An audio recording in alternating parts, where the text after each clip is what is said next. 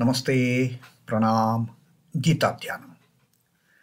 Om Parthaya Pratibodhitam Bhagavata Narayanena Swayam Vyasena Gratitam Purana Munina Madhye Mahabharatam Advaitam Ritavarshinim Bhagavatim Ashtadashadhyayinim Ambatva manusandadhami Bhagavad Gite Bhavadveshinim.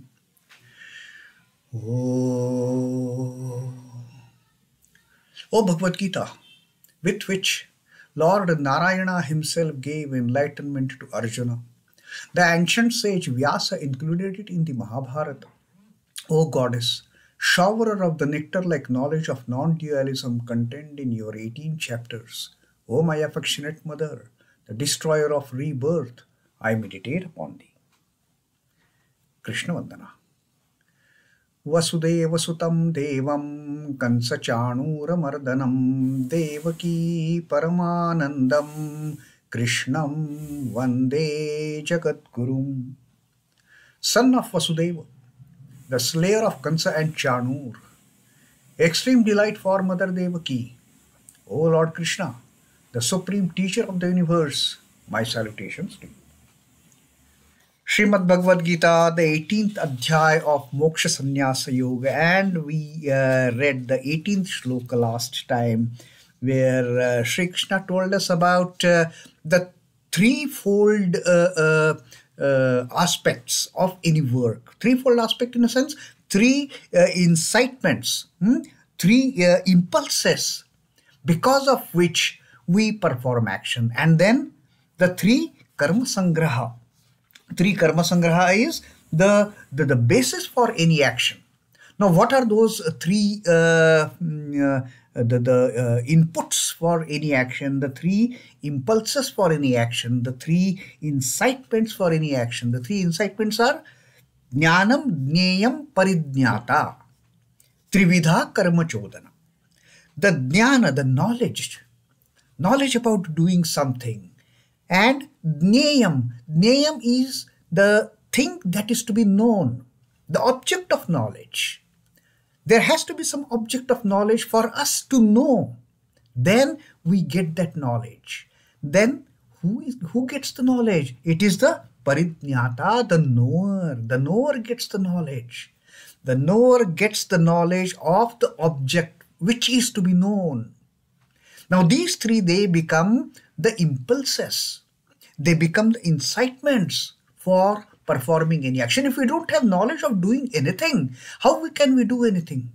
Only when we gain the knowledge from the object of the knowledge. When the parijñātā gets the knowledge of the jñēyam, gets the jnana of the jñēyam, then only one can do the work.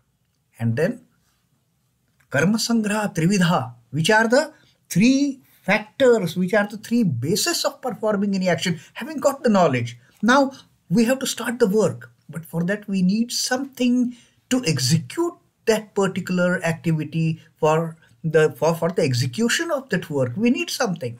Simply by gaining knowledge, we won't be able to do it. Gaining knowledge is that is the incitement that tells us how to do it.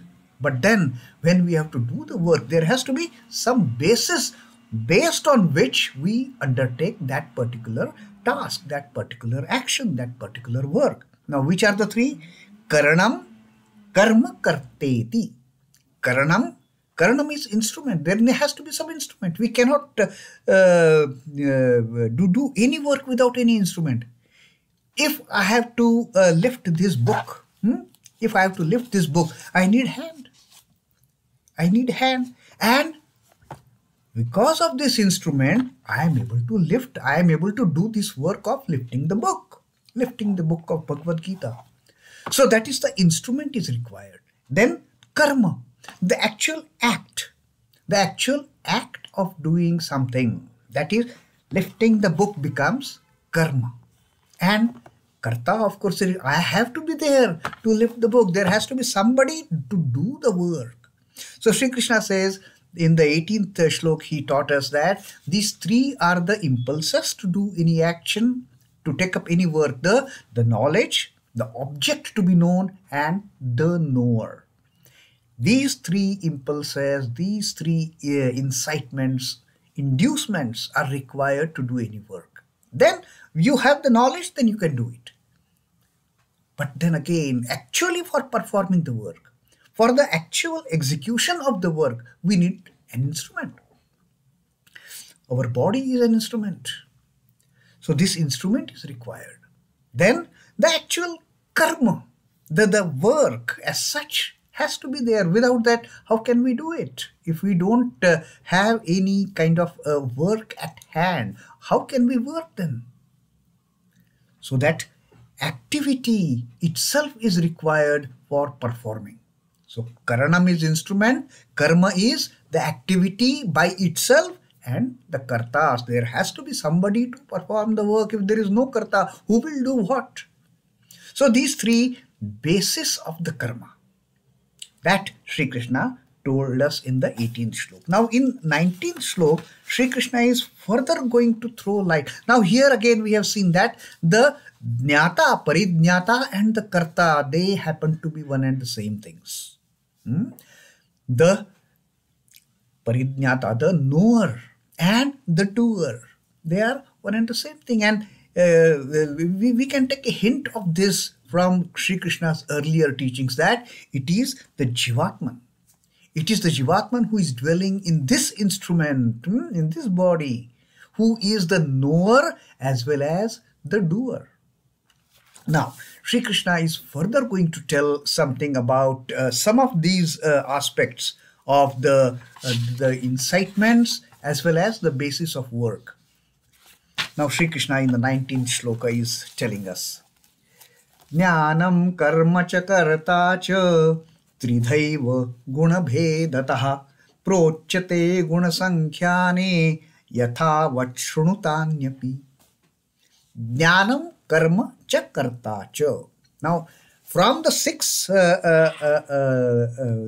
factors that Sri Krishna listed in the 18th shloka, the jnana, jñe and parijñāta, and the karanam, karma and karta.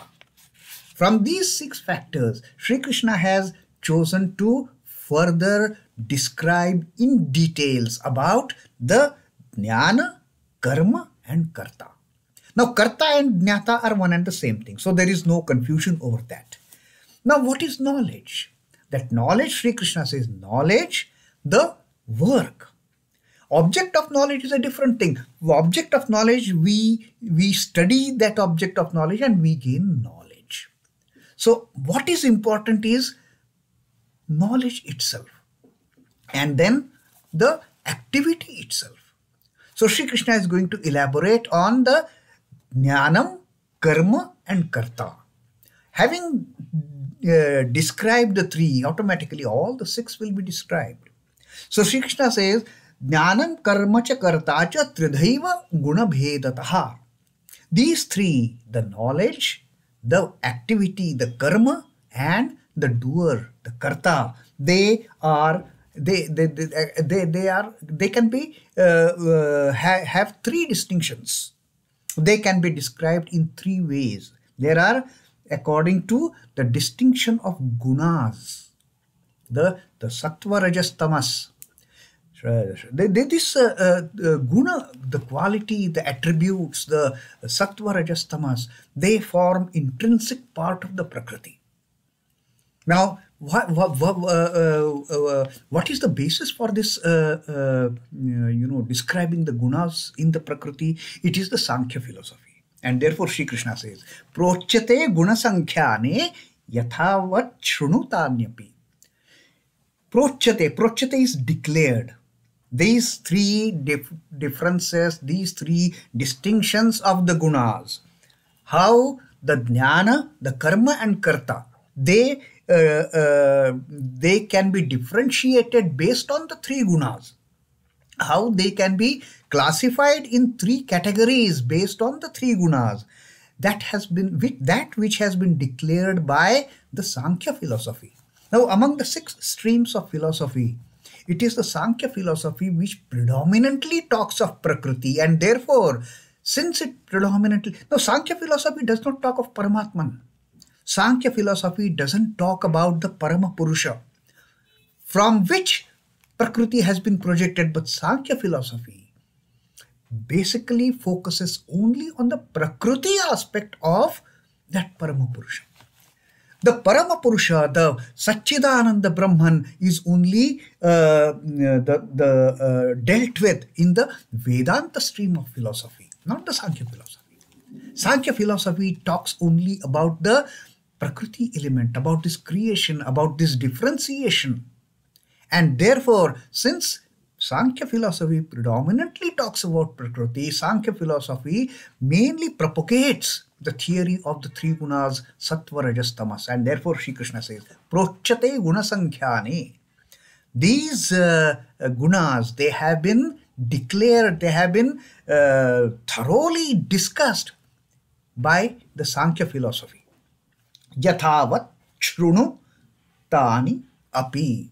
Now, listen to this also. Sri Krishna says that I am going to further tell you about the threefold aspects of these three factors of which are associated to do any work, which are involved in doing any work: the knowledge, the activity itself, and the kartā, the doer.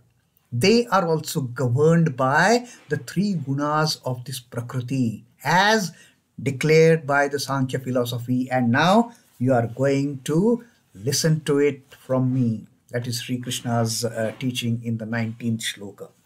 Knowledge, action, and actor, or the doer, are declared in the science of gunas. Tridhaiva guṇa-bhedataḥ, to be of three kinds. As per the theory of gunas. Theory of gunas we have seen in the 14th adhyaya of Guṇa-trayava vibhaga yoga. The three gunas, sattva, rajas, tamas. Again, Sri Krishna has explained to us the importance and significance of these three gunas in the 17th adhyaya of Shraddhatraya. The three types of Shraddhas that each one of us, it carries within us based on our inherent nature, which is again threefold, based on the Gunatraya. So this is an extension kind of what Sri Krishna taught us in the 14th and the 17th Shloka. Now here Sri Krishna is specifically going to tell us about the threefold jnāna, karma, and kartā. So knowledge, action, and actor are declared in the science of gunas to be of three kinds only, according to the distinction of the gunas. Hear of them also as they are. Now Krishna says, I am going to thoroughly clarify your doubts. I am going to give you much more than what you have asked for. Now I am going to declare, while jnāna, the jñāya, and parijñāta are the three inputs for doing any work, the karanam, karma kartā, the instrument, the activity itself, the task itself, and the doer are the basis for performing any work. Now hear from me in detail about the knowledge, the jnāna, about the karma and the kartā. Hear from me in details about how these three can be graded based on the inherent gunas, based on the sattva, rajas, tamas gunas. So that is 19th shloka. So this is what Sri Krishna says. Hear of them also as they are. Now Sri Krishna is making it very clear that these teachings about teachings of the Sankhya philosophy about nature, about the Prakriti and its working are in tune with reason and experience. So we get all the understanding of Prakriti, we get all the knowledge about the Prakriti from Sankhya philosophy. And therefore Sankhya philosophy is considered to be the basis for understanding the threefold guna, sattva, rajas, tamas. The competence of the taught is a factor that demands deep scrutiny. Now, how can one understand what Sri Krishna is teaching? That depends upon our competence. We have to be competent to what Sri Krishna is going to teach us now. The disciples are graded as intelligent, mediocre, and dull. This happens in every phase for that matter. Anything that we learn, there are some very brilliant, very intelligent students, there are some mediocre students, and there are some dull students. So Sri Krishna is not telling about this jnana and karma and karta only for the intelligent students, even for the dull students, and he is going to explain it to us in such a lucid manner, in such a simple manner, such an interesting manner, that even the dullest among us, we can understand Sri Krishna's teachings profoundly. So that was 19th shloka of the 18th adhyaya, Moksha Sannyasa Yoga, where Sri Krishna he has just introduced. He has introduced this topic of how he is going to explain in the coming verses the threefold distinctions of the knowledge, of the action, and of the kartā, the doer, based on the Sankhya philosophy's three guna, the sattva, rajas, tamas. That we will see as we come to subsequent readings. Till then, Om Namo Bhagavate Vasudevaya. Sri Krishna Arpanamastu. Jai Sri Ramakrishna. Jai Thakur. Jai Swami.